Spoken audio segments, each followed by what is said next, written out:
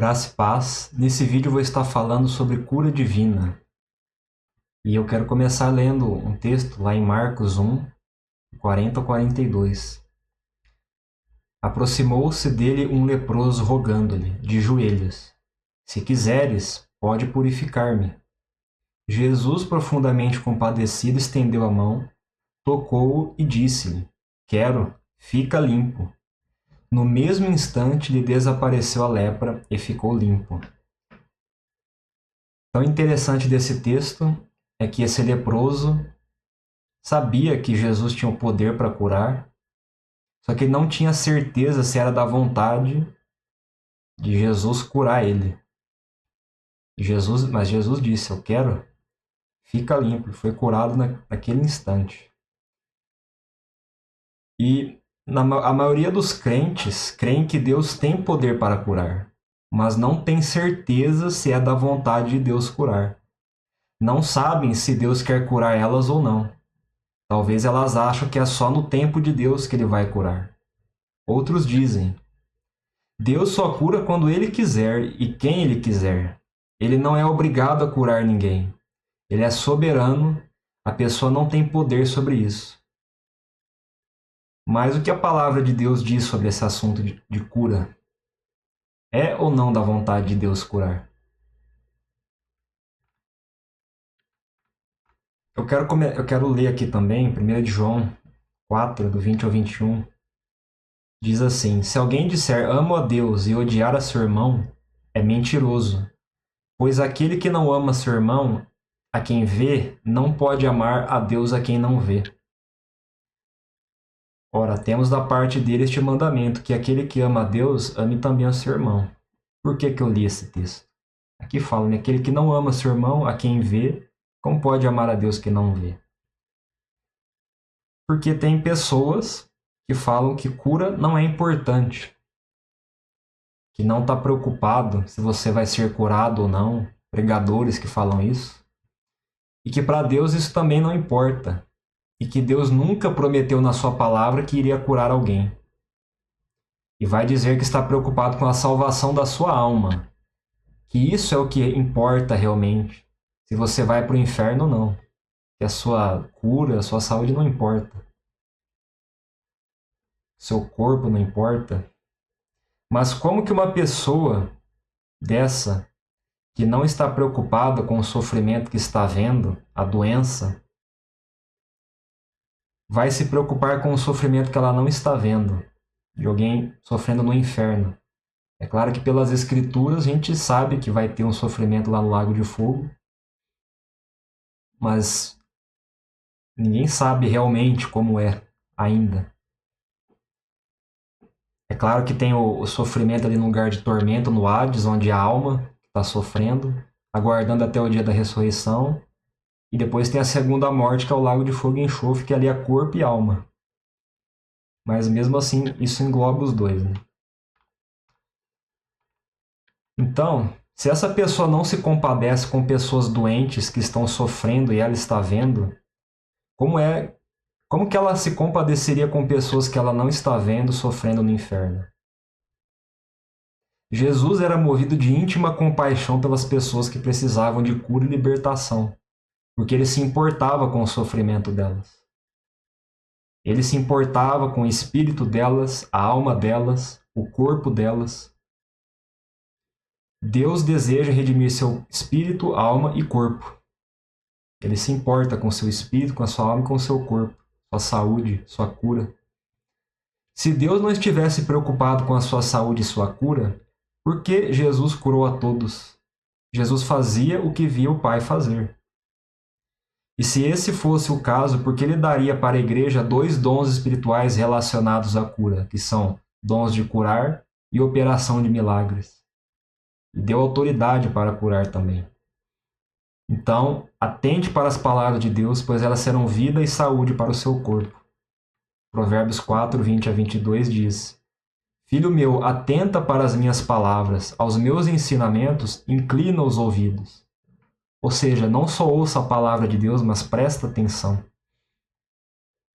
Não os deixes apartar-se dos teus olhos, guarda-os no mais íntimo do teu coração, porque são vida para quem os acha e saúde para o seu corpo.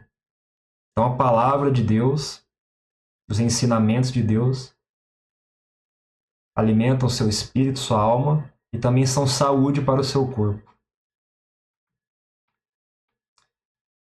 Em Mateus 8, 14 a 17 diz: Tendo Jesus chegado à casa de Pedro, viu a sogra deste acamada e ardendo em febre. Mas Jesus tomou-a pela mão e a febre a deixou. Ela se levantou e passou a servi-lo. Perceba que ela estava aqui com febre e essa febre estava impedindo ela. A sogra de Pedro estava impedindo ela. Essa febre estava impedindo ela de servir aos outros. E Jesus simplesmente tomou pela mão e a febre a deixou. E ela sendo curada dessa febre, ela conseguiu servir as pessoas que estavam ali. A vontade de Deus é que você sirva. Se você estiver doente, que você seja curado e consiga exercer seu chamado, seu ministério. Continuando no versículo 16 e 17, chegada a tarde, trouxeram-lhe muitos endemoniados, e ele meramente com a palavra expeliu os espíritos e curou todos os que estavam doentes, para que se cumprisse o que fora dito por intermédio do profeta Isaías. Ele mesmo tomou as nossas enfermidades e carregou com as nossas doenças. E o interessante desse texto é que Jesus estava cumprindo a profecia de Isaías 53, curando as pessoas e levando as enfermidades delas, as nossas enfermidades, as nossas dores, antes mesmo de ir para a cruz. Ali no texto de Isaías 53, profecia, fala de Jesus já ali na cruz, né?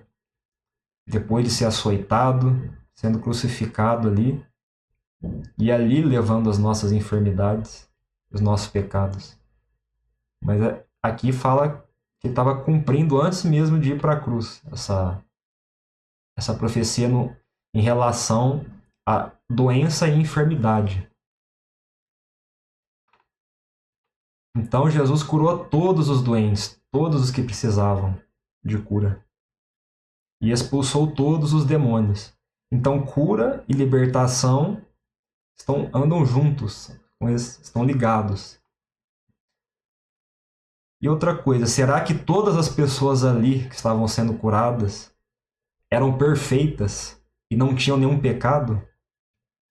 Eram todos dizimistas fiéis? Não tinha nenhum fofoqueiro ali? Será que todos os que foram curados ali estavam cumprindo a lei à risca?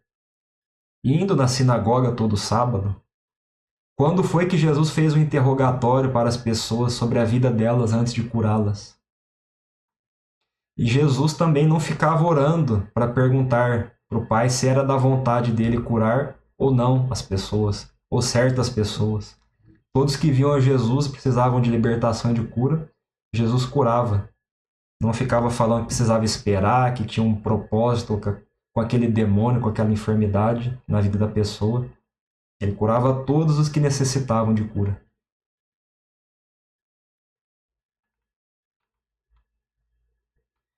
Em Marcos 7, do 24 ao 30, ali fala da mulher Ciro-fenícia, que tinha uma filha que estava possessa, né? Foi até Jesus pedir para ele a cura dela. Levantando-se, partiu dali para as terras de Tiro e Sidom. Tendo entrado numa casa, queria que ninguém o soubesse. No entanto, não pôde ocultar-se. Porque uma mulher cuja filhinha estava possessa de espírito imundo, tendo ouvido a respeito dele, veio e prostrou-se-lhe aos pés. Esta mulher era grega, de origem ciro-fenícia, e rogava-lhe que expelisse de sua filha o demônio. Mas Jesus lhe disse: Deixa primeiro que se fartem os filhos, porque não é bom tomar o pão dos filhos e lançá-lo aos cachorrinhos. Ela, porém, lhe respondeu: Sim, Senhor, mas os cachorrinhos debaixo da mesa comem das migalhas das crianças. Então lhe disse: Por causa desta palavra podes ir, o demônio já saiu de tua filha. Voltando ela para casa, achou a menina sobre a cama, pois o demônio a deixara. Então, nesse texto, falando sobre a libertação da filha dessa mulher, cura e libertação é pão dos filhos. Claro que primeiro Jesus veio para Israel ali, depois iria alcançar os gentios, outras nações. Ele estava primeiro curando ali as pessoas do território dele, de Israel, de Jerusalém. Mas essa mulher implorou pelas migalhas. Que a cura e libertação era para os filhos, mas ela queria as migalhas e ela recebeu, que era a cura e libertação para sua filha. Então, cura e libertação é pão dos filhos. Até quem não é filho recebe das migalhas. Mas às vezes os próprios filhos que estão à mesa, por não conhecerem seus direitos em Cristo, não comem o pão. E Deus não nega pão aos seus filhos. E se você pedir pão ao seu pai, ele não vai te dar uma serpente. Nessa mesma ocasião, só que em Mateus 15, mesmo acontecimento, tem um detalhe interessante também. Ela, porém, veio e o adorou, dizendo: Senhor, socorre-me. Então, lhe respondendo, disse: Não é bom tomar o pão dos filhos e lançá-lo aos cachorrinhos. Ela, contudo, replicou: Sim, Senhor, porém os cachorrinhos comem das migalhas que caem da mesa dos seus donos. Então lhe disse Jesus: Ó mulher, grande é a tua fé. Faça-se contigo como queres. E desde aquele momento sua filha ficou sã. Então perceba que foi feito a mulher, essa mulher cananeia de Ciro Fenícia, como ela queria, por causa da fé dela. Porque Jesus disse: grande é a tua fé, faça contigo como tu queres. Jesus nem precisou ir lá na casa dela para expulsar o demônio, só deu uma palavra e ela foi liberta. E ela creu nisso. Ela não falou: Ah, Senhor, seja feita a tua vontade. Se quiser curar minha filha, se quiser libertar ela, liberta. Se não quiser, seja feita a vontade de Deus. Ela não ficou falando isso. Ela falou que queria a cura e recebeu. Ela não ficou falando: se quiser curar, cura, se não, seja feita a tua vontade. Por causa da fé dela, foi feito como ela queria, em relação à cura da filha dela.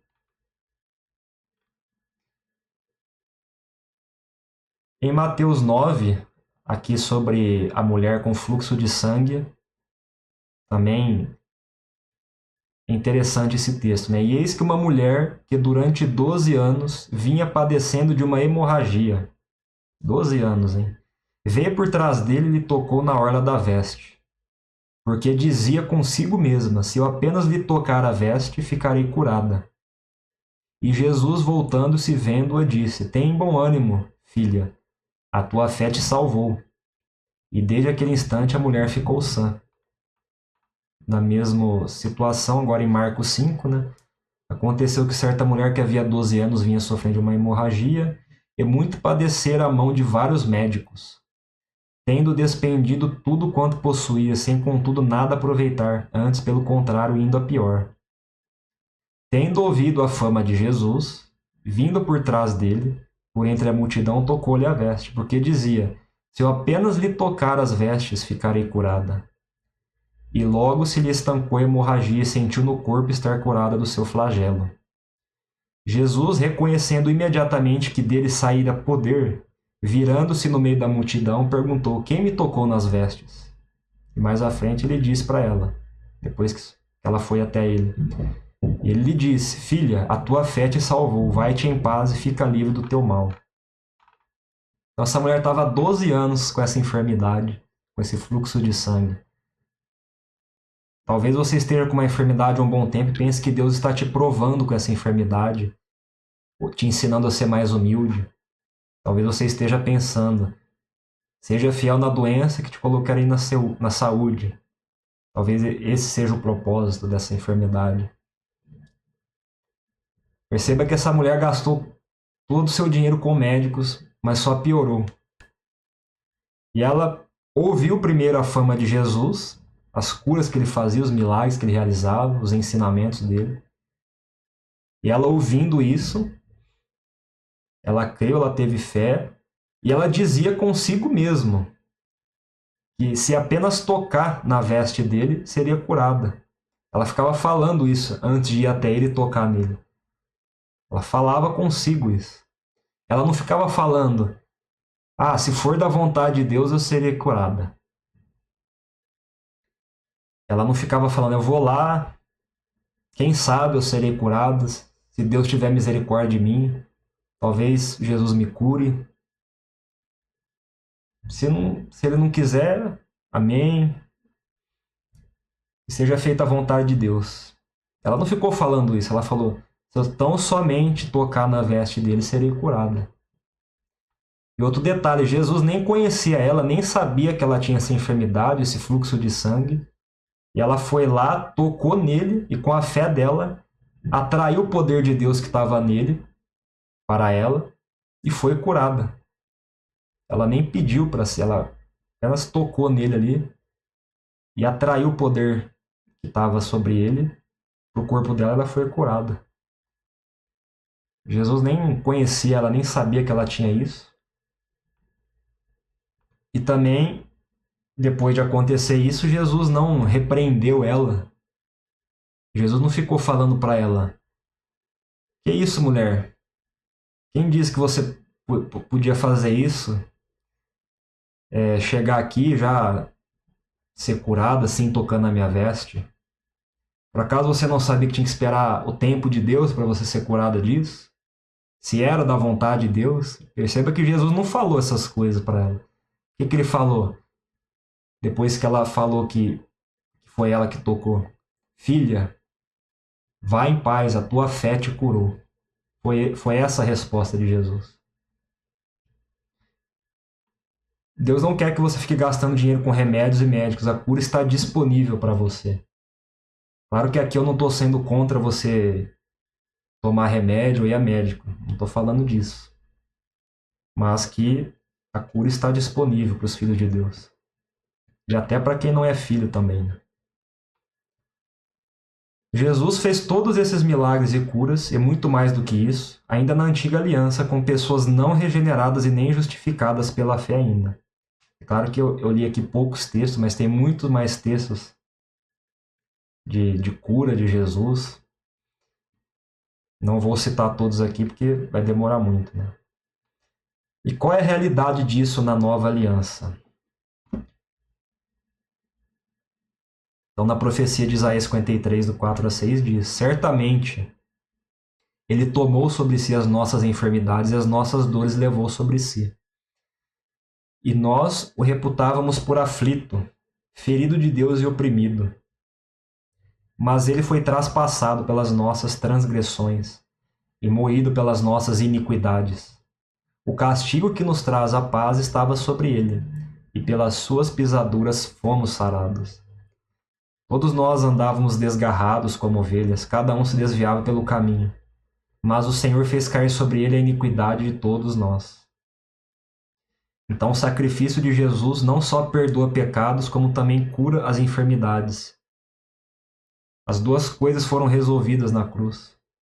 A redenção na cruz faz as duas coisas. Perdão de pecados e cura e libertação, que andam juntos. Um cordeiro na lei não precisava ser torturado antes de ser sacrificado. O sacerdote tinha uma forma de sacrificá-lo para ser o mais rápido e indolor possível, e isso era o suficiente para perdoar pecados.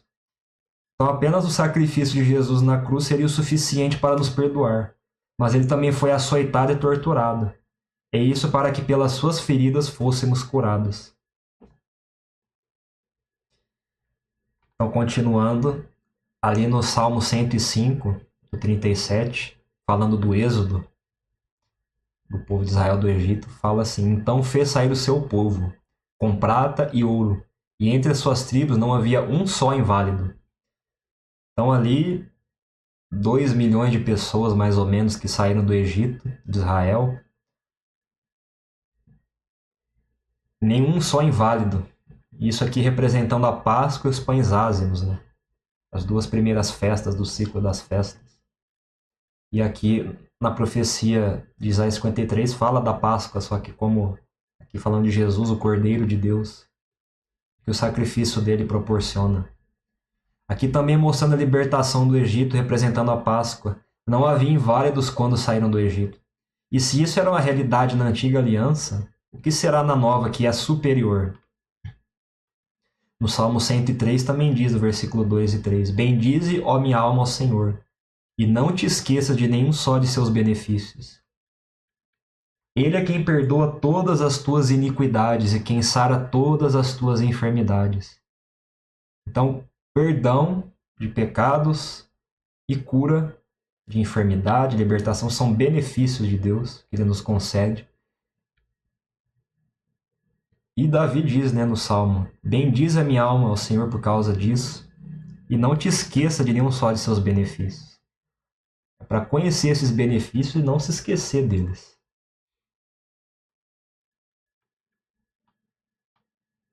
Em Gálatas 3, do 13 ao 14, Paulo aqui falando da maldição da lei, ele diz, Cristo nos resgatou da maldição da lei, fazendo-se Ele próprio maldição em nosso lugar. Porque está escrito, maldito todo aquele que for pendurado em madeiro, para que a bênção de Abraão chegasse aos gentios, em Jesus Cristo, a fim de que recebêssemos pela fé o Espírito prometido. Então, Jesus nos resgatou da maldição da lei. Quando a gente vai ler sobre a maldição da lei ali, Deuteronômio 28, uma das maldições da lei era doenças e enfermidades. Enfermidades que nem estavam escritas ali, que poderiam vir, né? Caso Israel desobedecesse. Cristo veio, nasceu sob a lei, cumpriu a lei e veio para resgatar os que estavam debaixo da lei, né? Então eles tinham que obedecer toda a lei para receberem as bênçãos e não as maldições. Mas Cristo veio e nos resgatou da maldição da lei, né?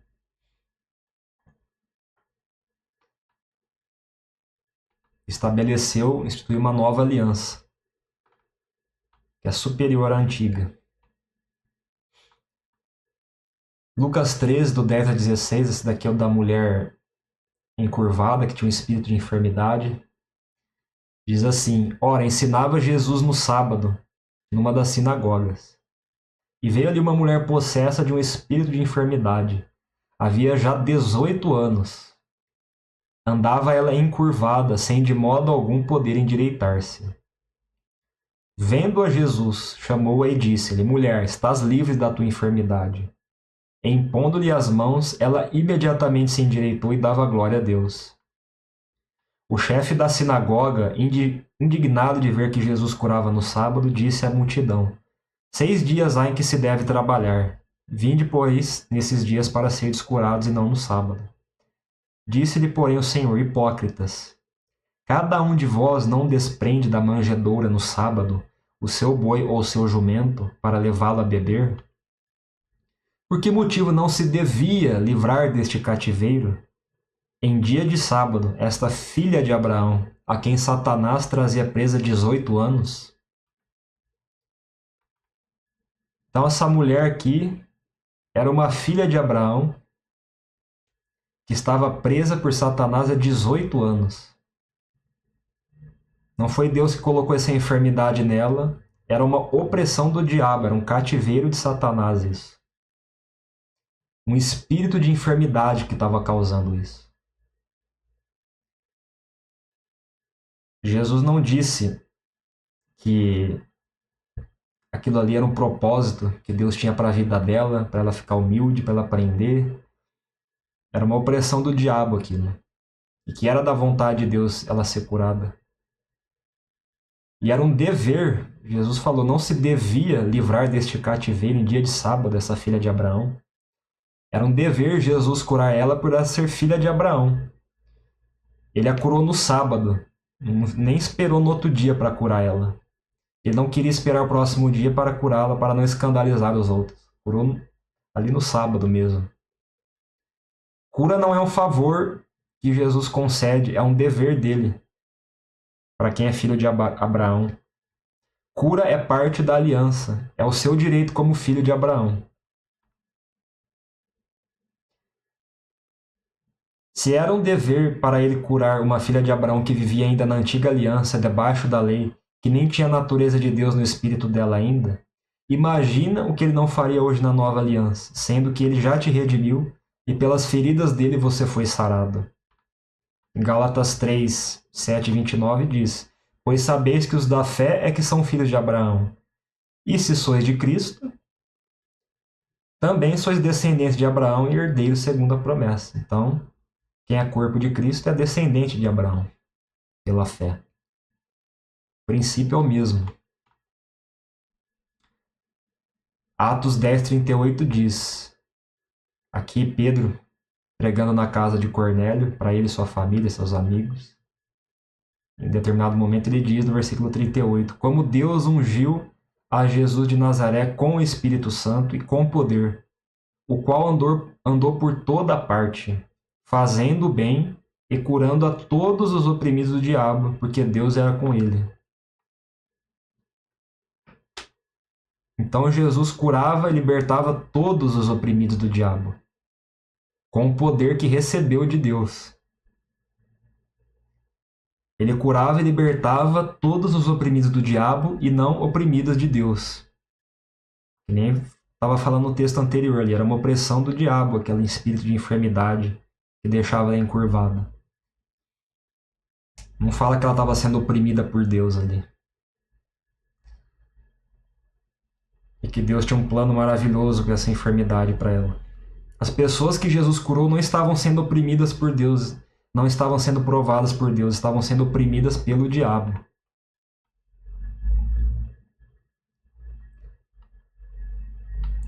Em João 11, aqui vai falar da Jesus ressuscitando Lázaro. Selecionei alguns versículos e eu vou comentar aqui, né?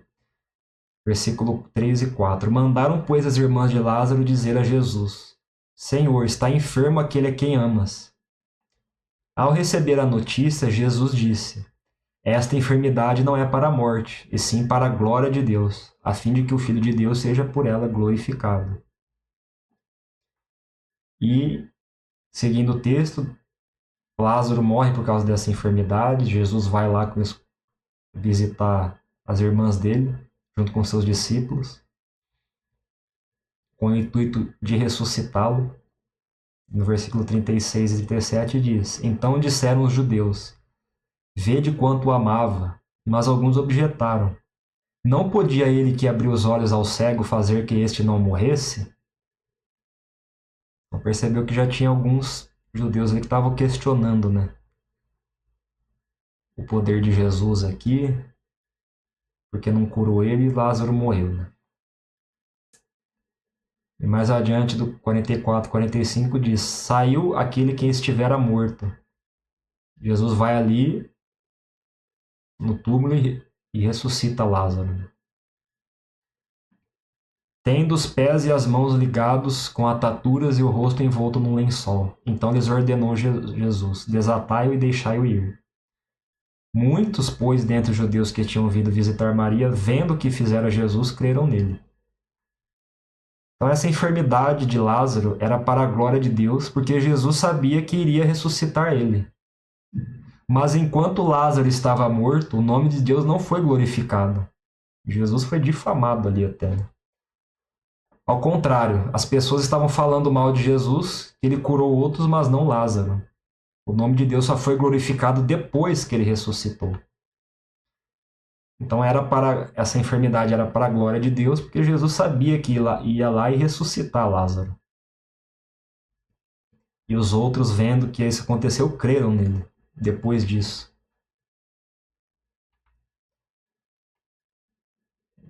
Tem pessoas que pegam isso e falam assim, né? Tem pessoas que gostam de falar que tal enfermidade ou doença é para a glória de Deus. Talvez para si mesma elas falam isso, né? Elas falam isso de si mesma ou para pessoas próximas, né? Não, irmãos, essa enfermidade, essa doença que você tem é para a glória de Deus.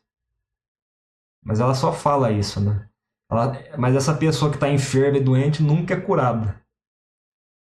E aí não oram pela cura da pessoa, ficam falando que é no tempo de Deus, e se Deus quiser, ele vai curar no tempo dele. Que Deus está provando essa pessoa, fazendo ela ficar mais humilde, e outras coisas parecidas, né? E aí começam a criar teorias sobre o porquê de tal doença ou enfermidade. Começam a romantizar a doença e a enfermidade. Começam até a romantizar, né? Tem um propósito maravilhoso por trás de tudo isso. E quem não é crente pode olhar para essa situação e pensar: mas o Deus deles não é o Todo-Poderoso? Ele não é capaz de curar tudo? Jesus não curava as pessoas? Por que essa pessoa está doente e é da vontade de Deus que ela fica assim? Então, resumindo, o nome de Deus não é glorificado enquanto a pessoa está doente e enferma, mas sim quando ela é curada. Então é na cura da enfermidade, da doença, que Deus é glorificado. E outros vendo acontecer isso, possam ver e se arrepender e crer. Até mesmo quem não é crente. E Jesus fez tudo isso enquanto estava aqui na terra, ainda não glorificado. E todas as pessoas que foram curadas ainda nem eram nascidas de novo. Ainda viviam na antiga aliança, debaixo da lei. Agora, na nova aliança, essa realidade é ainda maior. Será que depois que ele foi glorificado, está à destra de Deus não continuará a fazer o mesmo? Agora, através da sua igreja também? Ele tinha compaixão das pessoas. Será que agora que está no trono ele não tem mais compaixão? Será que Jesus mudou em relação a isso? E aqui eu mostrei alguns textos de Jesus curando e libertando. Tem muito mais além disso, é claro. Tudo que Jesus fez, ele fez como homem e não como Deus. Isso é importante entender, né? Alguns podem dizer, né? Mas Jesus fazia todos esses milagres aí, curando, libertando, porque ele era Deus, ele é o Filho de Deus. Mas o Verbo se fez carne, se fez semelhante a nós, deixou a sua glória, claro que sem pecado, né? E tudo que ele fez dependendo do Pai, do Espírito de Deus e do poder de Deus, o poder do Espírito. Ele não fazia as coisas de si mesmo, ele fazia como um homem, com fé e dependendo de Deus, com a direção de Deus. E ele disse que poderíamos fazer as mesmas obras que ele e obras ainda maiores. Ele não falou para os seus discípulos: é claro que eu posso fazer isso, eu sou o Filho de Deus, eu sou Deus. Ele falou: não, vocês podem fazer o mesmo que eu, as mesmas obras e obras ainda maiores. E Jesus também, ele não ficava orando para saber se era da vontade de Deus curar ou não. Ele orava quando tinha que tomar certas decisões, como por exemplo na escolha dos apóstolos. Ele passou a noite orando antes disso, né? Quando chegava a gente para ser curada ali, ele não se retirava e orava e perguntava para Deus se era da vontade de Deus curar certas pessoas ali ou não. Ele curava todos que precisavam. Se iriam se arrepender depois ou não, aí é outra história. Mas Jesus não deixava de curar e libertar as pessoas. Ele falava do reino, de arrependimento, e manifestava o reino, libertando e curando. O que a palavra de Deus diz sobre os discípulos em relação a esse assunto de cura? Lá em Lucas 9, versículos 1, 2, 6 e 11 diz: tendo Jesus convocado os 12, aqui são os apóstolos, né? Deu-lhes poder e autoridade sobre todos os demônios e para efetuarem curas. Também os enviou a pregar o reino de Deus e curar os enfermos. Então Jesus enviou os 12 para pregar o reino e curar os enfermos. Não é só pregar o reino ou só curar os enfermos. É as duas coisas. E autoridade sobre todos os demônios. É para falar do reino e manifestar que o reino chegou, curando, expulsando o demônio. Então, saindo, percorriam todas as aldeias, anunciando o evangelho e efetuando curas por toda parte. Mas as multidões, ao saberem, seguiram-no. Acolhendo-as, falava-lhes a respeito do reino de Deus e socorria os que tinham necessidade de cura. Então Jesus deu poder e autoridade para os 12 sobre todos os demônios e para curar as doenças e enfermidades. Foram enviados também para pregar o reino de Deus. E eles faziam os dois, pregavam e curavam por toda a parte onde iam. E Jesus falava do reino e socorria todos os que tinham necessidade de cura. E não só falava do reino, mas socorria todos que precisavam. Então, tanto Jesus como os apóstolos falavam do reino e demonstravam o reino pelo poder de Deus. Mas alguém pode dizer, né? Isso era só para os apóstolos, e só naquele tempo. Mas será que é assim mesmo? No próximo capítulo de Lucas vai falar, no Lucas 10, 1, 8, 9 e 19. Depois o Senhor designou outros 70. Aqui já não são os 12, são 70 discípulos. E os enviou de 2 em 2, para que o precedessem em cada cidade e lugar aonde ele estava para ir. Já iam antes de Jesus ali, né? Para falar do evangelho, do reino e curar e expulsar demônio. Quando entrardes numa cidade e ali vos receberem, comei do que vos for oferecido, curai os enfermos que nela houver e anunciai-lhes. A vós outros está próximo o reino de Deus. Eis aí vos dê autoridade para pisar de serpentes e escorpiões e sobre todo o poder do inimigo, e nada absolutamente vos causará dano. Jesus deu o mesmo poder e autoridade para outros 70 discípulos, para a mesma missão. Deu autoridade sobre todo o poder do inimigo. E quando Jesus dá essa autoridade e envia eles, ele fala que eles iriam curar. E não queriam pedir para Deus curar se for da vontade dele. Então Jesus falou para eles: eu dou autoridade para vocês, vocês vão nas cidades anunciar o evangelho, falar do reino e curar e expulsar demônio.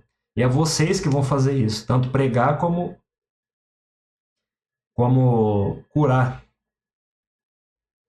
Por acaso a gente pede para Deus anunciar o evangelho para alguém? Não, é a gente que faz, né? Com essa missão que a gente recebeu de Jesus. É a mesma coisa para expulsar demônio e curar as pessoas. Jesus não falou para eles ir lá e pedir para Deus curar se for da vontade dele alguém. Não, vocês vão e vocês vão curar. É claro que não de si mesmo, né? Mas pelo poder de Deus e a autoridade que eles receberam. É Deus que faz através deles. E através de nós também. Mas alguém pode dizer também, né? Mas isso aí era só naquele tempo. Ali no tempo de Jesus, dos apóstolos, primeiro século. Só para validar a palavra, né? Com esses sinais. Mas será? Será que pregar o evangelho era só para aquele momento também? Porque Jesus falou, né? Anunciar o evangelho e curar os enfermos. Será que era só para aquele tempo os dois? Hoje também não é para pegar o evangelho? Se não pode curar também hoje? Em Atos 5, em Atos vai falar, né, sobre o que Pedro e Paulo fazia principalmente, muitos sinais, prodígios e curas. E em Atos 5 vai falar de Pedro, né? Muitos sinais e prodígios eram feitos entre o povo pelas mãos dos apóstolos. Aqui vai falar dos apóstolos, né? E alguém vai falar, aí, ó, tá vendo? Isso aí era coisa dos apóstolos. Não, não tem hoje mais isso, alguns vão dizer. Eram muitos sinais e prodígios, não eram poucos, né? E costumavam todos reunir-se de comum acordo no pórtico de Salomão. E crescia mais e mais a multidão de crentes, tanto homens como mulheres, agregados ao Senhor, a ponto de levarem os enfermos até pelas ruas e os colocarem sobre leitos e macas, para que ao passar Pedro, ao menos a sua sombra se projetasse em algum deles. Afluía também muita gente das cidades vizinhas a Jerusalém, levando doentes e atormentados de espíritos imundos, e todos eram curados. Então perceba que a cura era um dos principais meios de atrair, né, as pessoas ali, propaganda do reino. E Deus quer curar, Ele quer fazer isso através dos apóstolos, de outros discípulos, e faz isso até hoje. Isso não era exclusivo daquele tempo. Perceba que a sombra de Pedro curava. Colocava as pessoas ali nas ruas, nem fala que se ele impunha as mãos ou não, só passava com a sombra dele e curava. Olha o que o poder de Deus pode fazer, né? E todos eram curados. Todos que precisavam ser libertos de espíritos imundos, ser curados, todos eram curados. Pessoas que nem eram nascidas de novo ali, né? Ainda.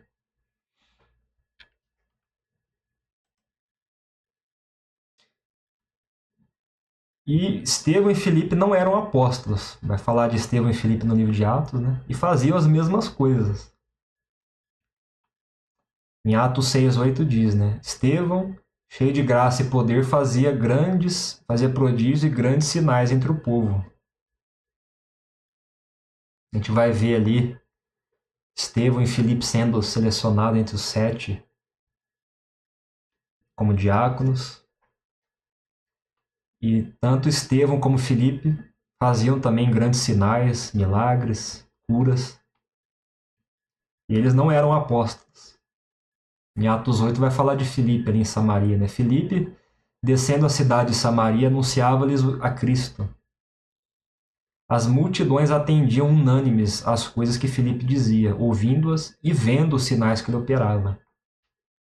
Então Filipe ia ali, pregava o evangelho, falava do reino de Deus, nesse mesmo capítulo fala que ele falava do reino e de Jesus, e também efetuava milagres ali, ouvindo-as e vendo. Estava manifestando também o reino, os sinais que ele operava. Pois os espíritos imundos de muitos possessos saíam gritando em alta voz, e muitos paralíticos e coxos foram curados. E houve grande alegria naquela cidade. Onde o evangelho chega, tem cura, libertação, arrependimento, para que haja alegria. Quando, porém, deram crédito a Filipe, que os evangelizava a respeito do reino de Deus e do nome de Jesus Cristo, iam sendo batizados assim homens como mulheres.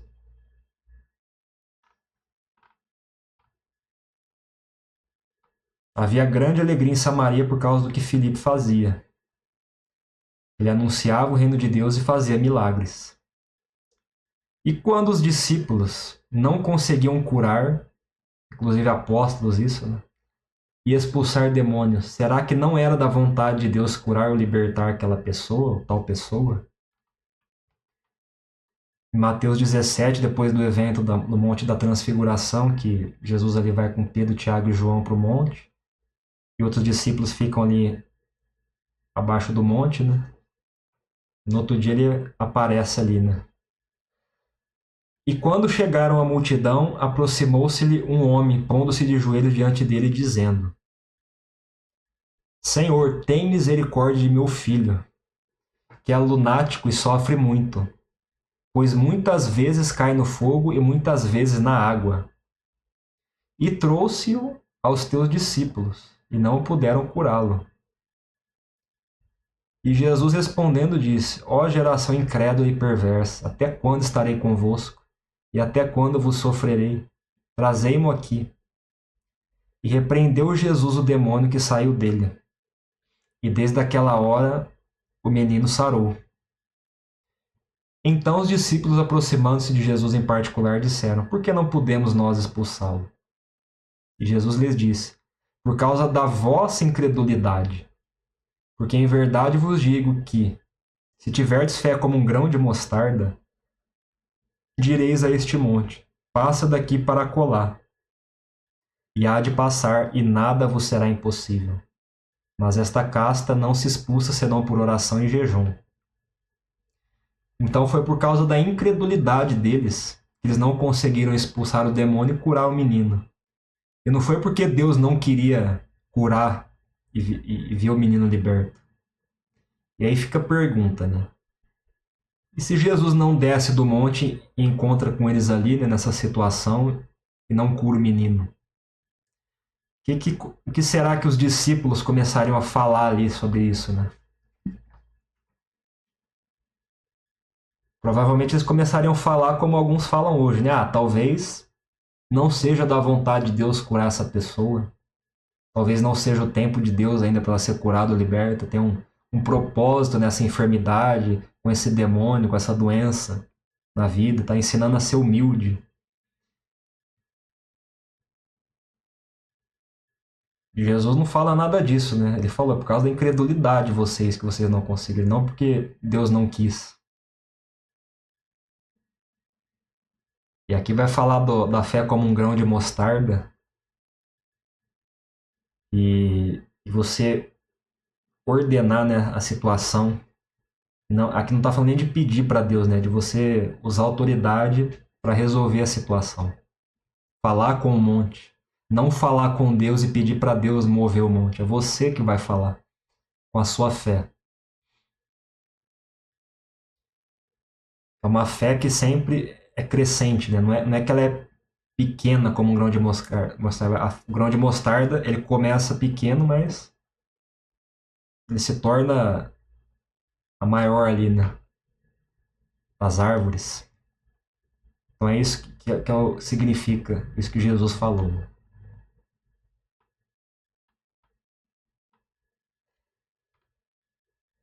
O ambiente também influencia dependendo do que as pessoas falam.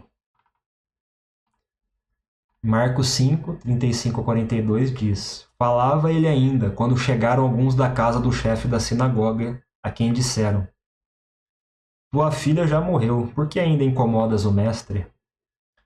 Mas Jesus, sem acudir a tais palavras, disse ao chefe da sinagoga: Não temas, crê somente. Contudo, não permitiu que alguém o acompanhasse, senão Pedro e os irmãos Tiago e João. Chegando à casa do chefe da sinagoga, Jesus viu o alvoroço, os que choravam e os que pranteavam muito. Ao entrar, lhes disse: Por que estáis em alvoroço e chorais? A criança não está morta, mas dorme. E riam-se dele. Tendo ele, porém, mandado sair a todos, tomou o pai e a mãe da criança e os que vieram com ele entrou onde ela estava. Tomando-a pela mão, disse: Talitá cumi, que quer dizer: Menina, eu te mando, levanta-te. Imediatamente a menina se levantou e pôs-se a andar, pois tinha 12 anos. Então ficaram todos sobremaneira admirados. Então perceba que nessa situação aqui, Jesus só chamou 3 discípulos. Ele mandou sair todo mundo ali que estava contaminando o ambiente com incredulidade e lamentação, né? Porque para Jesus isso aqui era coisa fácil de resolver. Ele já ia ressuscitar ela. Mas as pessoas estavam chorando e estava tendo um alvoroço. Primeiro ele tirou as pessoas ali, deixou só os pais da menina e os 3 discípulos ali apóstolos, para que pudesse curar a menina, né? Perceba também que isso que as pessoas ficam falando em certo ambiente influencia o ambiente, né? Se vai ter, vai influenciar se outras pessoas vão ter mais fé ou não, se vai ter incredulidade. Então, a gente vê isso lá em Provérbios 18, né? 20 e 21. Do fruto da boca o coração se farta, do que produzem os lábios se satisfaz. A morte e a vida estão no poder da língua. O que bem utiliza come do seu fruto. Então, o que você fala, você come do fruto da sua própria boca, seja o que você fala de bom ou de mal, e influencia outros também, né? A morte e a vida estão no poder da língua. Ficar falando só incredulidade, está contaminando você mesmo e possivelmente outras pessoas ao seu redor. Um começa a falar uma coisa e reclamar de alguma coisa, daqui a pouco os que estão ali perto, todo mundo está falando a mesma coisa, né? Você vê como que a língua, o poder que ela tem, as palavras influenciam outras. E na igreja, se tiver um doente, um crente doente, Jesus disse lá em João 16, no último versículo, né? que no mundo teríamos aflições, mas tenha de bom ânimo. Eu venci o mundo. Mas quando ele fala isso, ele está falando sobre perseguição por causa do nome dele e do evangelho. Ele não está falando de enfermidade nesse caso. E como saber disso? Tiago fala na carta dele do capítulo 5. Tiago 5, do 13 ao 16. Está alguém entre vós sofrendo, passando por aflição, tribulação? Faça oração. Você que está sofrendo, ore. Alguém está alegre? Cante louvores. Está alguém entre vós doente? Chame os presbíteros da igreja e estes façam oração sobre ele, ungindo-o com óleo em nome do Senhor. E a oração da fé salvará o enfermo, e o Senhor o levantará. E se houver cometido pecado, ser-lhe-ão perdoados. Confessai, pois, os vossos pecados uns aos outros e orai uns pelos outros, para serdes curados. Muito pode, por sua eficácia, a súplica do justo. Então perceba que nesse texto, sofrimento ou aflição, né, tribulação e doença são coisas diferentes. Ele fala que está alguém sofrendo entre vós, faça oração. Está alguém entre vós doente, ele separa as duas coisas. Chama os presbíteros da igreja, orem por ele, e a oração da fé salvará, o enfermo será curado, será perdoado. Então, sofrimento, aflição e doença são coisas diferentes. Se alguém está sofrendo, ore. Se alguém está doente, chame alguém da igreja e faça a oração da fé para que ela seja curada. E se tiver cometido pecado, serão perdoados. E é claro que com isso a pessoa não deve permanecer no pecado. E aqui ele vai falar da oração da fé. E Jesus ensina sobre isso. Marcos 11, 22 e 25 diz, né? Ali, antes disso aqui, ele tinha falado com uma figueira amaldiçoada e ela deixou de dar fruto, né? Ela secou ali. Ao que Jesus lhes disse. Aí os discípulos ficaram impressionados com isso, né?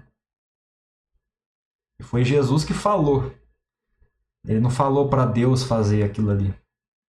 Ele falou assim para os discípulos: tende fé em Deus, porque em verdade vos afirmo que, se alguém disser a este monte, é a pessoa que vai dizer, não vai pedir para Deus, ergue-te e lança-te no mar, e não duvidar no seu coração, mas crer que se fará o que diz, assim será com ele. Por isso vos digo que tudo quanto em oração pedirdes, crede que recebestes, e assim será convosco. E quando estiverdes orando, se tendes alguma coisa contra alguém, perdoai, para que o vosso Pai Celestial vos perdoe as vossas ofensas. Então, fé é certeza, né, que vai acontecer tal coisa. Ele falou para não duvidar, falar com o problema, ordenar o problema e não duvidar. E crer que se fará o que diz. Assim vai acontecer, né? E isso é um tipo de oração. Existem vários tipos de orações e essa oração da fé é um tipo de oração. Você não está pedindo para Deus fazer algo, mas está ordenando algo ali. Aqui ele está falando aqui o assunto é sobre cura e libertação. E é isso, né? Você que exerce sua autoridade para curar, para expulsar demônio. Fé é certeza, por isso temos que conhecer o que a Escritura diz sobre cura e libertação para sabermos que Deus quer curar e termos fé e ousadia para fazer essa oração de cura. Então, tem pessoas que não conhecem, não entendem sobre esse assunto de cura, de libertação e não sabem se é da vontade de Deus curar ou libertar tal pessoa. Acha que é só no tempo de Deus, se Ele quiser, como já foi dito aqui em vários textos, né? E aí não fazem essa oração, né? Exemplo, alguém está com uma dor ali na coluna, algum problema na coluna há muito tempo. Você chegar ali e pedir permissão da pessoa para orar por ela. E você falar, né? Em nome de Jesus, coluna seja curada, lombar seja curada, toda dor saia. Se tiver um espírito de enfermidade sai em nome de Jesus. Coluna seja completamente restaurada. Amém? É isso que que está falando aqui dessa oração da fé em relação à cura. É você declarar a cura para a pessoa e não ficar pedindo para Deus curar, se for da vontade dele. Né? Então, você conhecendo sobre esse assunto, se você tiver alguém enfermo, você pede permissão para ela, você pode orar, você faz esse tipo de oração por ela. Né? Mais adiante eu vou comentar mais, né, sobre como fazer essa oração. Em Hebreus 11:1 diz, né, ora, a fé é a certeza de coisas que se esperam, a convicção de fatos que se não veem.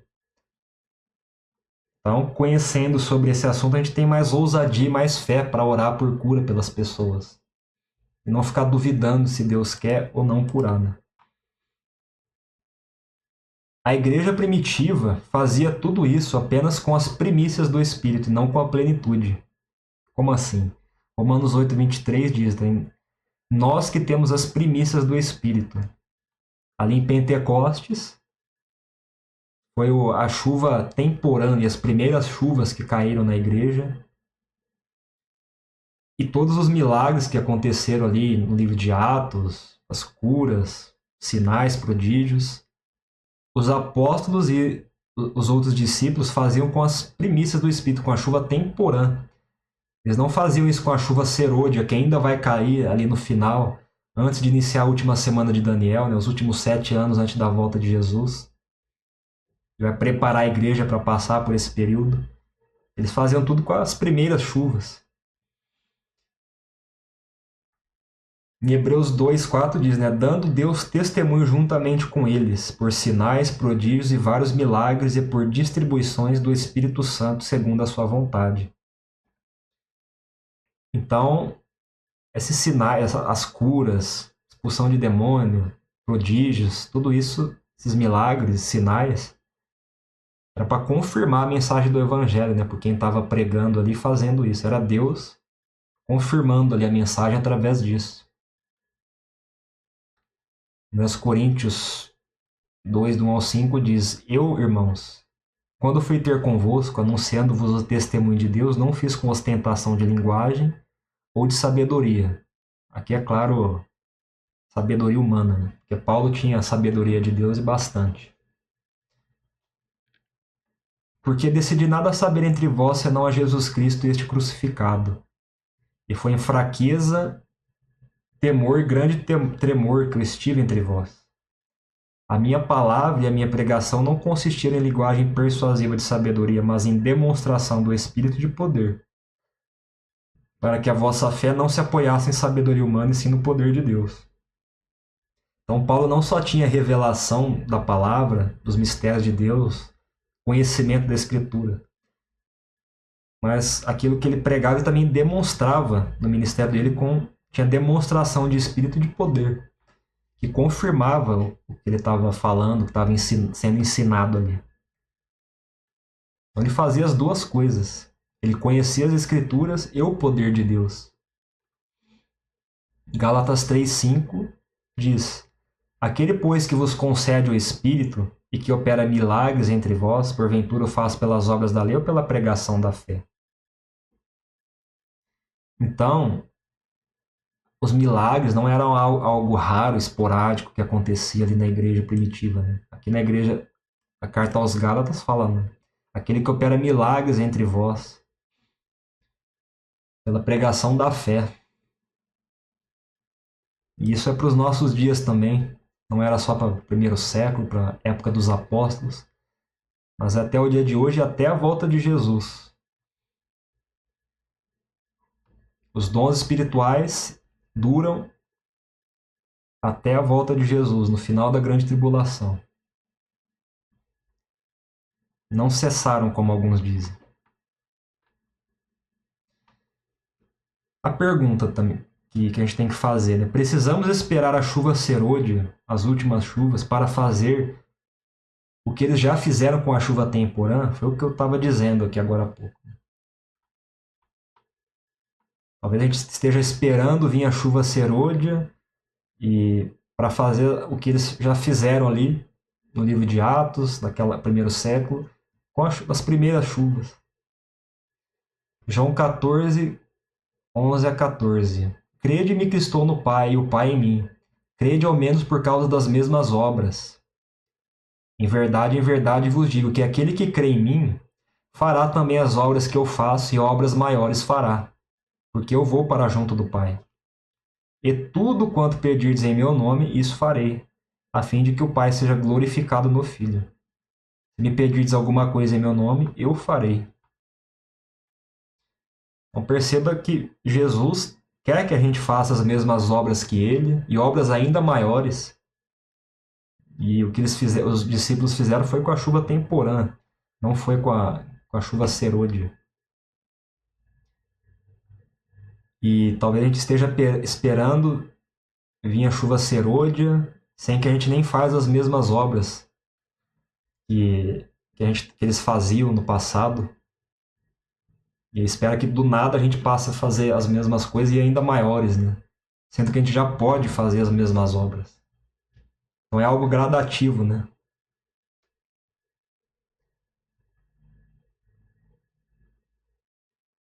Vamos supor, aqui está as obras que Jesus fazia, ele falou obras maiores, só que a gente está aqui, né?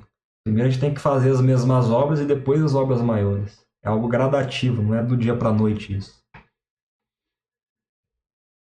Ele quer que a gente faça isso, essas mesmas obras maiores, pedir isso, para que Deus seja glorificado no Filho.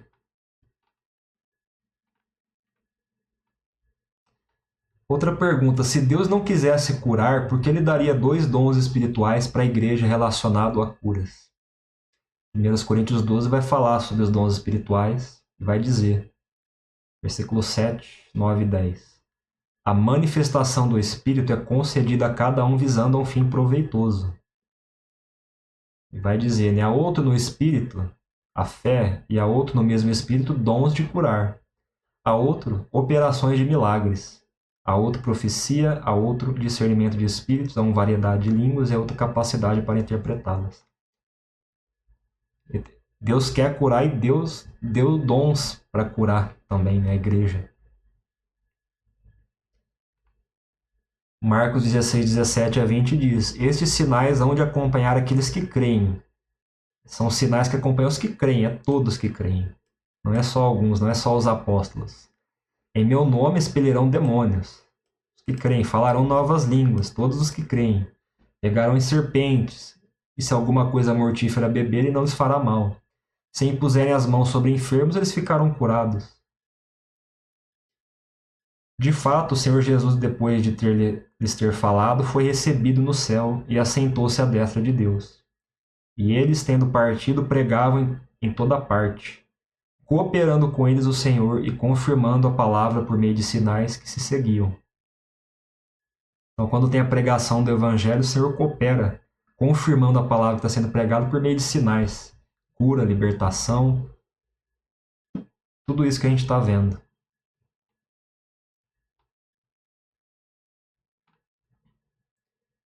Todos os que creem estes sinais acompanham, não é só para os apóstolos ou só para aquela época. Quem não era curado era porque não queria, ou por causa de incredulidade. Não foi porque Jesus não queria curar. A gente vê isso em Marcos 6, do 1 ao 6. Jesus ali na própria cidade dele, né? Na terra dele. Tendo Jesus partido ali, foi para a sua terra, e os seus discípulos o acompanharam. Chegando o sábado, passou a ensinar na sinagoga, e muitos, ouvindo, se maravilhavam, dizendo: de onde vem a este estas coisas? Que sabedoria é esta que lhe foi dada? E como se fazem tais maravilhas por suas mãos? Não é este o carpinteiro, filho de Maria, irmão de Tiago, José, Judas e Simão? E não vivem aqui entre nós suas irmãs? Escandalizavam-se nele. Jesus, porém, lhes disse: não há profeta sem honra senão na sua terra, entre os seus parentes e na sua casa. Não pôde fazer ali nenhum milagre, senão curar uns poucos enfermos impondo-lhe as mãos. Admirou-se da incredulidade deles, contudo percorria as aldeias circunvizinhas a ensinar. Então perceba que Jesus tinha o poder para curar eles, tem o poder para curar, queria curar, realizar milagres ali, mas não pôde fazer ali nenhum milagre, só algumas poucas curas, né, impondo as mãos. Ele queria fazer, mas por causa da incredulidade deles ali, ele não conseguiu fazer, ele não pôde fazer. E ele ficou admirado, né, com a incredulidade deles ali. Jesus, na escritura diz que Jesus chorou no evento de Lázaro, e aqui diz que ele se admirou, né, com a incredulidade. Jesus se admirou. Então vimos que envolve fé para curar e ser curado. Tanto para você efetuar a cura orando por outro, ou para receber também, né? Só que aí acontece o seguinte, né? Você pode achar que não tem fé o suficiente. Aí a tendência é você colocar mais fé na sua fé do que no poder de Deus, no que Ele é capaz de fazer. Não fique pensando, será que eu tenho fé o suficiente para orar por cura por alguém? Confie em Deus e no seu poder e apenas ore. Então quando você começa a ler sobre esse assunto, estudar, talvez você fique pensando, será que eu tenho fé o suficiente para fazer tal coisa? Você fica esperando até ter fé suficiente para fazer tal coisa, mas nunca chega, né? Ao invés de você simplesmente dar um passo ali de fé, confiar mais no que Deus pode fazer e simplesmente orar, né? Pela cura de alguém. E agora, como orar por cura? Aqui alguns passos práticos. Claro que não tem mais coisas que isso, né? Mas é para ter uma noção mais ou menos. Coloquei aqui umas 10 coisas. Então, se você encontrar alguém que está enfermo, doente, vamos supor que seja um crente, né? Pode ser um não crente também, mas vamos supor que seja um crente. Você pergunta para ele o que ele tem, há quanto tempo tem. E se você se oferece para orar por ele, você pergunta se pode, se ele tem permissão para que você ore por ele, por cura. E se ele tiver a permissão, aí você pergunta, né? De 0 a 10, qual a intensidade que a pessoa está sentindo de dor? Você pergunta para a pessoa sobre, se tiver uma dor ali, qual a intensidade de 0 a 10. Número 2, se for impor as mãos na pessoa, coloque só uma mão sobre um ombro. Peça a permissão dela antes. Tomar cuidado onde você for impor as mãos, se for pessoa do sexo oposto. E também do lugar que você estiver. Se for dentro da igreja e você estiver orando por uma irmã, se você for homem, você pode pedir para uma outra irmã para colocar a mão sobre o local da enfermidade ou da doença, dependendo de onde for, e você colocar a mão em cima da mão dela, se você quiser impor as mãos. Se não quiser impor nos ombros. E seria interessante também a pessoa ser instruída em relação a esse assunto de cura, que nem eu estou falando aqui, explicando sobre esses textos, né? Porque tem crentes que não têm dificuldade, né? De creem que possam ser curados, eles acham que tem que ficar com tal doença ou tal enfermidade, que tem algum propósito naquilo, não entendem sobre esse assunto e nem tem fé, né, para receber a cura. Então, se ela receber uma instrução, também ajuda, um ensino sobre isso. Por exemplo, você pode comentar o texto ali da mulher do fluxo de sangue, da mulher cananeia, da mulher encurvada, explicar ali um pouquinho sobre isso. Talvez ajude, né? Com certeza vai ajudar. Número 3. Ore em 30 segundos, em média. Uma oração direta e objetiva. Então, não é uma oração de 2 minutos que você vai fazer para a pessoa ser curada. Você não vai ficar pedindo um monte de coisa, que nem eu falei, né? Em nome de Jesus, coluna seja curada, toda dor saia. Coisa rápida. Vou comentar mais também sobre isso. 4. Ore sempre de olhos abertos. Você não precisa fechar os olhos quando for orar pela pessoa, né? Pode ser de olho aberto. Se você estiver com a mão no ombro. Pode ser que se manifeste um espírito de enfermidade ou demônio. Você não sabe o que pode acontecer, né? Ser agredido ali. Você também não sabe como a pessoa vai reagir. Aí, modelo de oração, número 5. Gratidão a Deus pela cura e a ordenança da saída da enfermidade. Já começa até agradecendo pela cura, pelo poder de Deus ali para curar.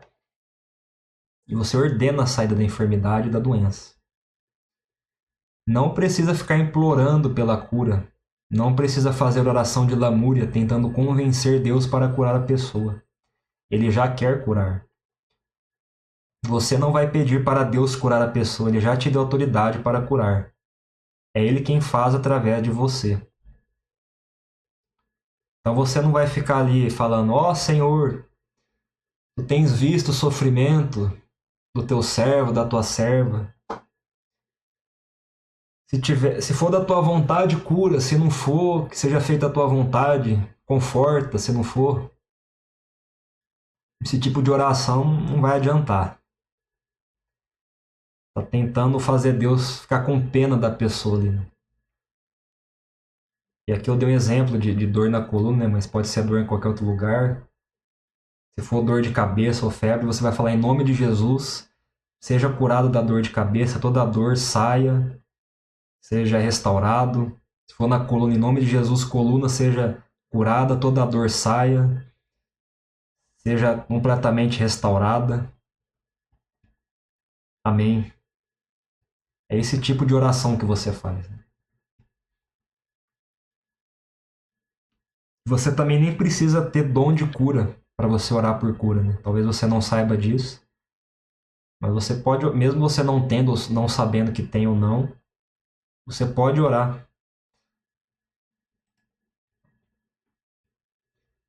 Ore com sua voz normal. Seja você mesmo. Não precisa mudar o tom de voz, nem gritar, nem falar baixo.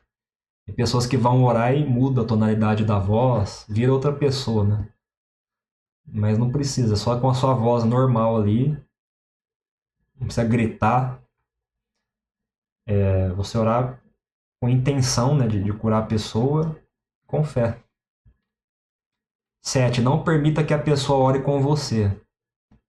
Não deixa ela ficar falando, né? Só fala para ela se você vai orar por ela, que ela não precisa falar nada, só fala amém no final e receber, né? Deixa numa posição de receber. Você fala para ela, apenas receba, deixa que eu oro. Ela não precisa ficar orando junto com você. É você que vai orar por ela e ela vai receber. 8. Não precisa ficar falando, o sangue de Jesus tem poder. O sangue de Jesus serve para santificar, purificar do pecado, perdoar, etc. Você simplesmente vai orar em nome de Jesus e ordenando a cura específica da doença ou enfermidade. Tem pessoas que ficam falando isso, né, durante a oração, né, o sangue de Jesus tem poder. Realmente tem, né? Mas para cura, você não usa o sangue de Jesus, não. O sangue de Jesus tem o propósito de perdoar pecados, purificar pecado, consciência, santificar. E tem pessoas que usam o sangue de Jesus até contra demônio, né? E se a gente for ver na escritura, isso não faz sentido. Porque aí, se a gente for ver, vai estar querendo santificar e perdoar o demônio, né? Então não precisa ficar falando o sangue de Jesus tem poder. A cura é pelo poder de Deus, pelo Espírito de Deus que acontece. É igual os discípulos faziam, né, no livro de Atos. Eles não ficavam falando o sangue de Jesus tem poder. Eles só ordenavam a cura ali, a pessoa era curada. É simples. 9. Contemple o que Deus fez.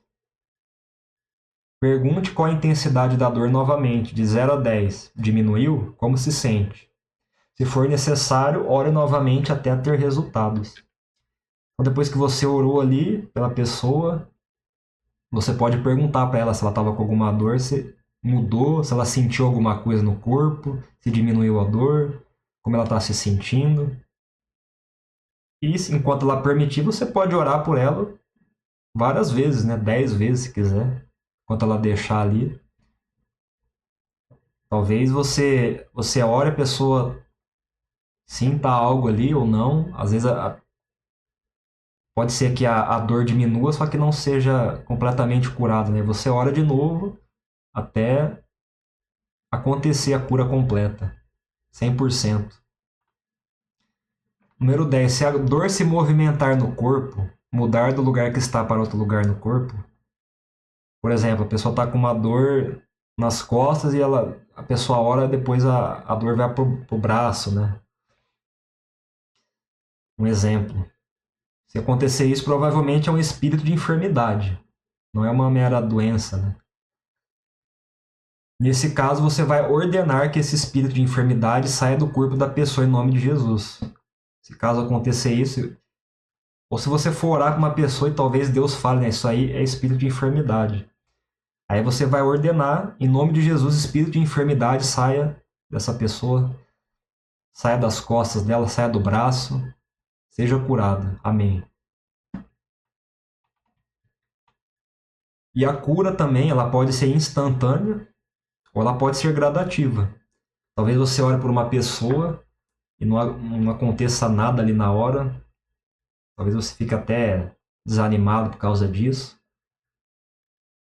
Você pode orar várias vezes, se você quiser e a outra pessoa deixar. Mas pode ser que a cura seja gradativa, né? Daqui uma semana que vai se manifestar.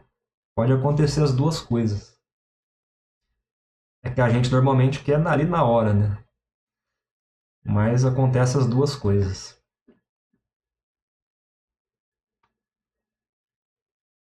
Isso aqui é em relação a orar por cura, né? Mas formas de você receber a sua cura. Isso aqui também é importante, né?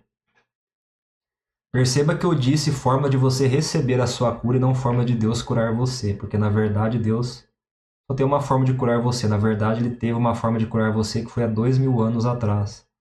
Quando ele colocou sobre Jesus as suas enfermidades. E pelas feridas de Jesus você foi curado. Mas hoje ele deixou algumas formas daquilo que ele já te deu. Aquilo que já foi conquistado na cruz para você. Deus não está decidindo hoje se ele vai te curar ou não. Ou se ele cura uma pessoa ou outra não. Há 2000 anos, quando ele colocou as enfermidades sobre Jesus, ele decidiu que qualquer pessoa poderia crer em Cristo e receber a sua cura e milagre. Da mesma forma que ele também não está decidindo quem vai ser salvo e quem não vai. Ele estabeleceu que a salvação estaria em Cristo. Jesus levou na cruz os nossos pecados e aquele que quiser ser perdoado deve crer e confessar Jesus com sua boca e se arrepender dos seus pecados. E na mesma cruz, Jesus levou os pecados, ele também levou as doenças e enfermidades. Da mesma forma que isso foi por todos, perdão e salvação, a cura também está disponível para todos. Da mesma forma que Deus tratou o pecado na cruz, ele tratou a doença. A cura e a libertação é pão dos filhos. Mas como receber isso?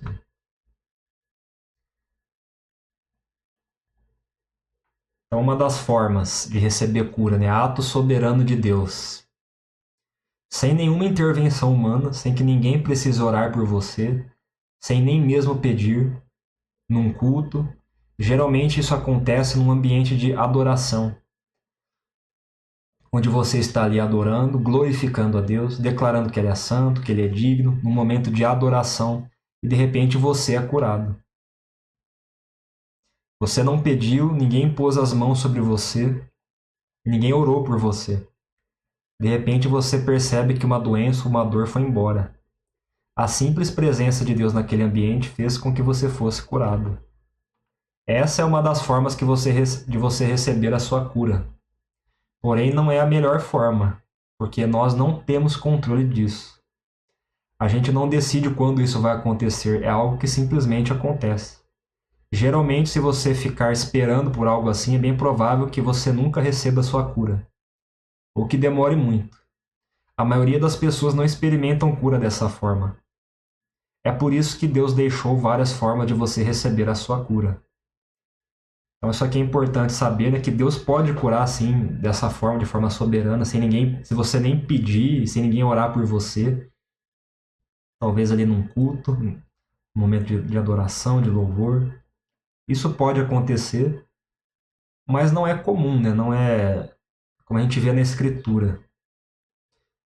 E tem pessoas que creem nisso, né, que Deus pode curar, que Ele vai curar, mas não fazem nada em relação a isso, né? Não procuram saber sobre cura, não procuram ninguém que tenha o dom de cura para orar por elas.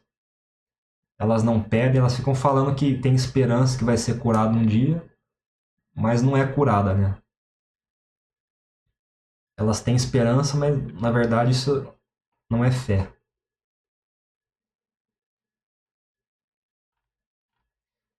2, a oração da fé, né? Aquilo que já foi falado. O que é a oração da fé?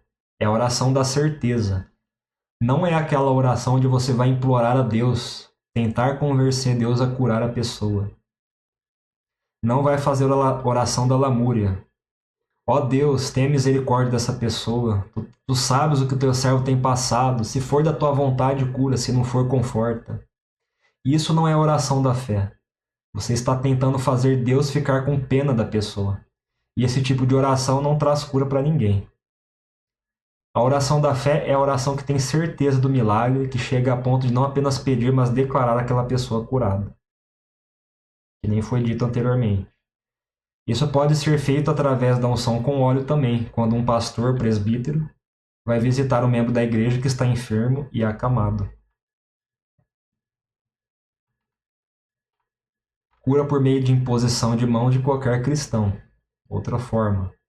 Qualquer cristão que tenha fé para ministrar cura para você, pode impor as mãos sobre você e você pode crer que através da imposição de mãos daquele irmão, você receba a sua cura. Não precisa ser presbítero, pastor. Marcos 16 diz, né? Imporão as mãos sobre os enfermos e eles serão curados. Aqueles que creem, qualquer um. O irmão que está orando por você não precisa necessariamente ter o dom de cura. Qualquer um do corpo de Cristo pode fazer essa oração. É bom que os dois creiam e concordem. Pode ser até um novo convertido. Se ele crer no que está escrito e também tiver fé, você será curado. Cura por meio da pregação. É aquele momento que você está ouvindo uma mensagem de cura, uma pregação de cura, de um pregador ungido que talvez opere bem forte nessa área, né? Com mais facilidade. E a simples exposição à palavra de Deus, você ouvir ali o ensino sobre cura, vai gerando em você fé para isso, né? Para ser curado. Você vai inclinar seus ouvidos ao ensino e ele já traz cura para o seu corpo, né? Muitas pessoas são curadas simplesmente por estarem atentas ouvindo a palavra de Deus. Isso acontece também.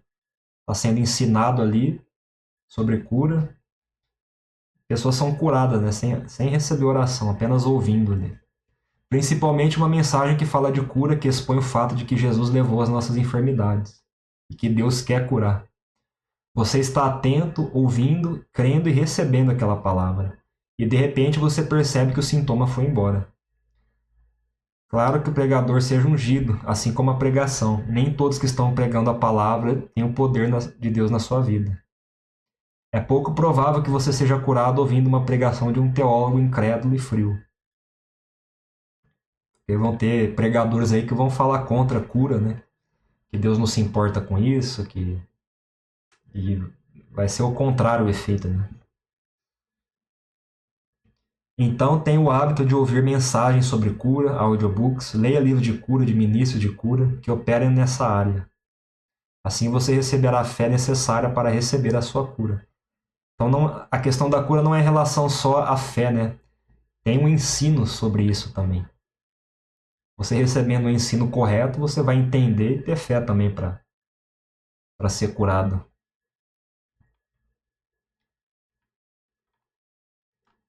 Cinco, alguém com dom de cura. Procura alguém, um irmão, algum ministro que você saiba que tem o dom de cura e tenha testemunho de cura de pessoas que ele orou. E peça oração para ele. Número 6, crer no que está escrito. Exemplo do centurião. Ele disse para Jesus, basta a tua palavra. E Jesus disse, nem em Israel encontrei tamanha fé.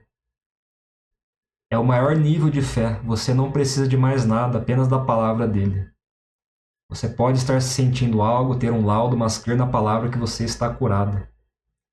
Às vezes nem precisa você ter alguém doente na tua casa, que nem aqui no caso do centurião. Nem precisam ir lá orar por ele, né? A pessoa só fala que está curado, que eu creio e ela será curada. Né? o nível mais alto aqui de fé.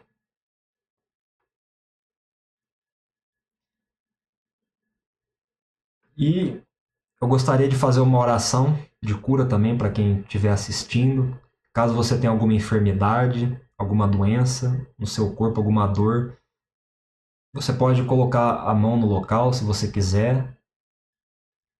Fica numa posição de receber. Você agradeça no final da oração. Eu vou fazer uma oração rápida aqui por você, por cura. E você concorde no final, amém? Pai, em nome de Jesus, eu oro para quem estiver assistindo esse vídeo, esse ensino. Eu oro pela cura dessa pessoa. Que toda dor, que toda enfermidade, doença saia do corpo dela e que ela seja completamente curada. Qualquer parte do corpo que esteja esta dor, doença ou enfermidade. Em nome de Jesus. Amém.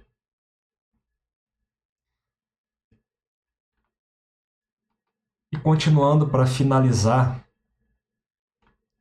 e se mesmo a pessoa recebendo uma cura, ela não quiser nenhum compromisso com o Evangelho? Isso impede de eu orar pelas pessoas? É claro que isso pode acontecer também, né? Tem pessoas que recebem cura, mas não se arrependem, continuam nos mesmos pecados. Outros recebem cura e se arrependem, é claro. Mas aí o que a gente faz? Em João 2, 23 a 25 diz: estando ele em Jerusalém, Jesus, durante a festa da Páscoa, muitos vendo os sinais que ele fazia, creram no seu nome. Mas o próprio Jesus não se confiava a eles, porque os conhecia a todos. E não precisava de que alguém lhe desse testemunho a respeito do homem, porque ele mesmo sabia o que era a natureza humana. Então, Jesus conhecia bem a natureza humana e o coração das pessoas, até o pensamento das pessoas ali. Mas isso não impedia ele de estar sempre curando as pessoas, fazendo sinais no meio delas, mesmo sabendo que algumas delas não iriam se arrepender e outros até iriam abandoná-lo, e que pessoas ali em Jerusalém iriam falar para ele ser crucificado futuramente, né? Será que Jesus não sabia disso? Claro que ele sabia. Ele amava a todos mesmo sabendo disso e sempre estava pronto para socorrer os que precisavam de cura e libertação. Então você fala do Evangelho, fala de Jesus, fala de arrependimento. Você fala do poder de Deus para curar, você ora pela pessoa. Você instrui ela nas duas coisas, mas a decisão é com ela, né? Se ela não quiser se arrepender, aí é ela e Deus. Outra coisa também, né? São sempre as pessoas que têm que vir com fé para ser curadas, até nós ou até uma igreja. Eu não posso me oferecer para orar por elas, mesmo elas não entendendo sobre fé ou algo da Bíblia.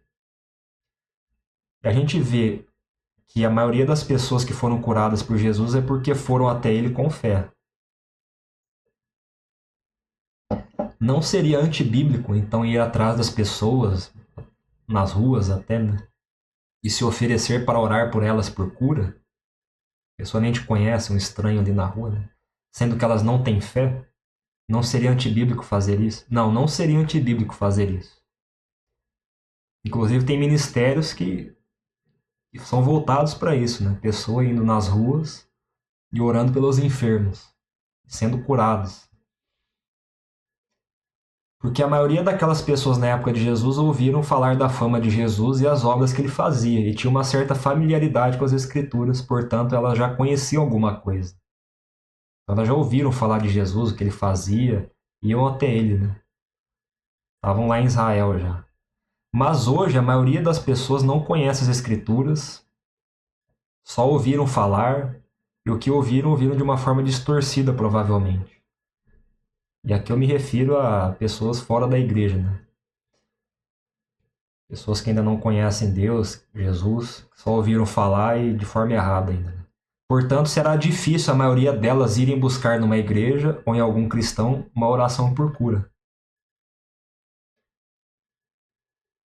E a maioria fala mal da igreja de Jesus, né? Nós, como corpo de Cristo, fomos chamados para fazer as mesmas obras que Cristo fez e sermos luz para a criação, os não eleitos. Aqueles que não conhecem a Cristo ainda, aqueles que não são eleitos. Ele mesmo disse,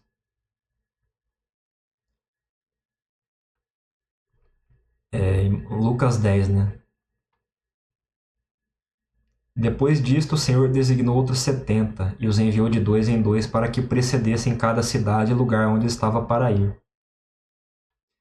Ide, que eu vos envio, eis que eu envio como cordeiros para o meio de lobos. Ao entrardes numa casa, dizei antes de tudo, paz seja nesta casa. Se houver ali um filho da paz, repousará sobre ele a vossa paz. Se não houver, ela voltará sobre vós. Quando entrardes numa cidade, ali vos receberem, comei do que vos for oferecido. Curai os enfermos que nela houver e anunciai-lhes. A vós outros está próximo o reino de Deus. Então, vão, anunciem o evangelho, curem. Se alguém não te receber, a paz que você deu ali, né, na casa vai voltar sobre você. Mas isso não impede você de curar e orar pelas pessoas. E vai dizer, né? Quando, porém, entrardes numa cidade e não vos receberem, saí pelas ruas e clamai. Até o pó da vossa cidade que se nos pegou aos pés, sacudimos contra vós outros. Não obstante, sabei que está próximo o reino de Deus. Então, os sinais ali de cura, libertação, mostram que o reino de Deus está próximo. E se mesmo assim a pessoa não se arrepender, insistir no pecado, aí acontece isso, né? Digo-vos que naquele dia haverá menos rigor para Sodoma do que para aquela cidade. Ai de ti, Corazim, ai de ti, Betsaida, porque se em Tiro e em Sidom se tivessem operado os milagres que em vós se fizeram, há muitas que elas se teriam arrependido, assentadas em pano de saco e cinza. Contudo, no juízo, haverá menos rigor para Tiro e Sidom do que para vós outras. Dia do juízo aqui, segunda ressurreição, né? Aí após o milênio. Tu, Cafarnaum, elevar-te-ás porventura até o céu, descerás até o Hades. Quem vos der ouvidos, ouve-me a mim, e quem vos rejeitar, a mim me rejeita. Quem, porém, me rejeitar, rejeita aquele que me enviou. Então não tem problema nenhum se oferecer para orar por alguém por cura, mesmo que essa pessoa não tenha conhecimento sobre Bíblia e fé. Talvez seja que através de uma cura que a pessoa realmente vai entender que o evangelho é real, que o que você está pregando é verdade, não apenas uma história, e vai saber que Deus se importa com ela, e vai ver o poder de Deus em ação ali, recebendo uma cura, e aí sim ela vai se sentir amada, e isso pode gerar quebrantamento e arrependimento na pessoa. Mas se ainda assim a pessoa não quiser se arrepender, mesmo depois de receber cura e ouvir o evangelho, isso é entre ela e Deus. Mesmo Jesus sabendo que pessoas iriam rejeitá-lo, isso não impediu ele de estar sempre curando quem precisava. Irmãos, esse é o fim do estudo. Espero que vocês tenham gostado, que possa ter edificado vocês. Se você gostou, deixe o seu like, seu comentário, se inscreva no canal. Deus abençoe sua vida e até a próxima.